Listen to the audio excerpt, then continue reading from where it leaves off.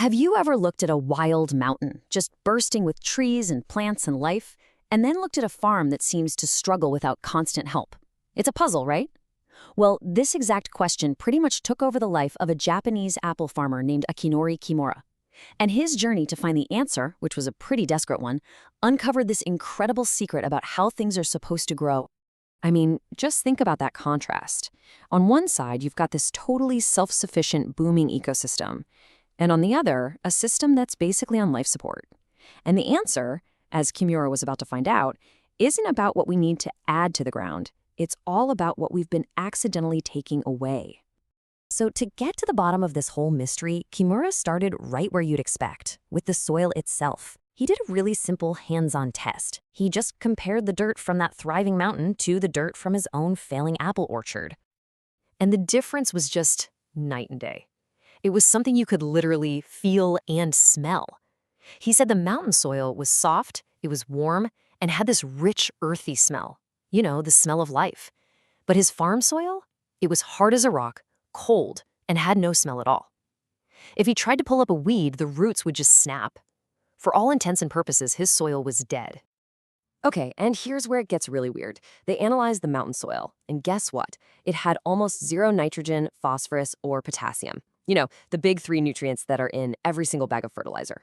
This just flew in the face of everything modern farming teaches us. How could a soil that was supposedly poor be so incredibly rich with life? Kimura's discovery pretty much forced him to question the one thing modern farming is built on: fertilizer. And it turns out our absolute faith in this stuff might be, well, a little bit of an illusion. Get ready for a number that's gonna blow your mind. Let's say you spread 10 kilograms of nitrogen fertilizer on your field.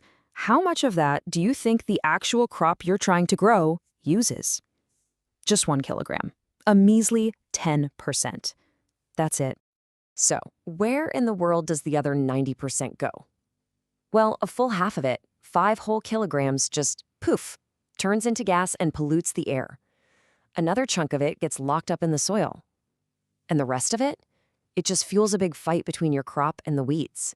What an incredibly wasteful system. And here's the real kicker, the big paradox. Not only is fertilizer super inefficient, it actually creates the exact problem it's supposed to fix. These harsh chemicals, they kill off all the good guys in the soil, the bacteria and fungi that are the soil's natural fertility factory. So the soil dies, and you're forced to add more and more fertilizer just to keep things going. It's a dependency trap. So Kimura realized the problem wasn't a lack of fertilizer. And that's when he finally discovered the mountain's real secret. And believe me, this was a total game changer. The solution wasn't some kind of substance or a new chemical. It wasn't something you could ever buy in a bag. The secret to the mountain's incredible self-sustaining power was a massive, living, breathing community down there in the dirt.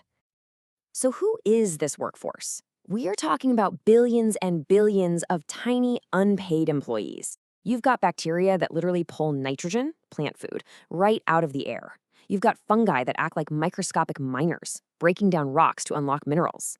And of course, the bigger guys like earthworms constantly plowing and aerating the soil. All for free. Now, one of the star players of this whole ecosystem is a type of bacteria called actinomyces. And get this, these are the little guys that create that amazing earthy smell of healthy soil. They are absolute powerhouses at fixing nitrogen, basically creating free fertilizer around the clock. And look, this isn't just a nice idea, it's been proven by science. A study at Hirosaki University actually measured the amount of nitrogen being held inside the bacteria in the soil, and they found that Kimura's farm, after he stopped all the chemicals and just focused on bringing life back, had double the bacterial nitrogen of a conventional farm right next door. The proof was right there in the dirt. Okay, so the secret is this whole living ecosystem, right? The next question is a big one. How on earth do you bring that ecosystem back to a farm that's basically been sterilized? This became Kimura's entire mission. It wasn't about finding a new product to dump on the soil.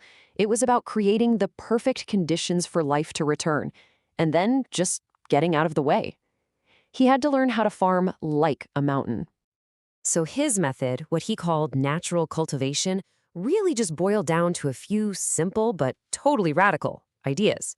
First, stop plowing. Just leave the soil alone and let it build its own home. Second, and this is a big one, welcome everybody to the party. Weeds, the things farmers spend billions to kill, are actually your friends. They protect the soil and the roots create little highways for water and air. And finally, you just have to trust. Trust that this living system knows exactly what it's doing. And the results were just wow. His orchard floor, which was now covered in all sorts of weeds and soybeans, stayed cool and damp even during these brutal summer heat waves. Pests? They mostly just vanished because all their natural predators now had a place to live. And his apple trees, which now had to work for their food, grew these deep, powerful roots.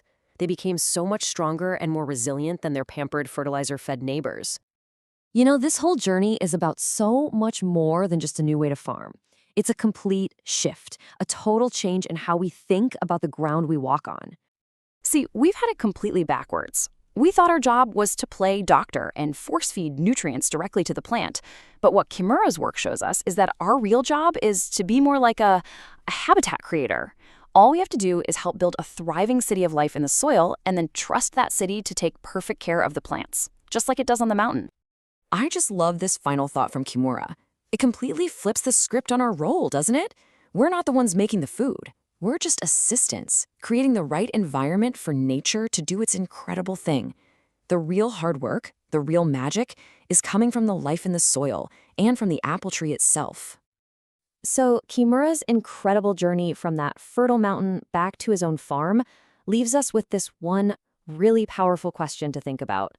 And the answer could change not just how we grow food, but how we see our place in the world.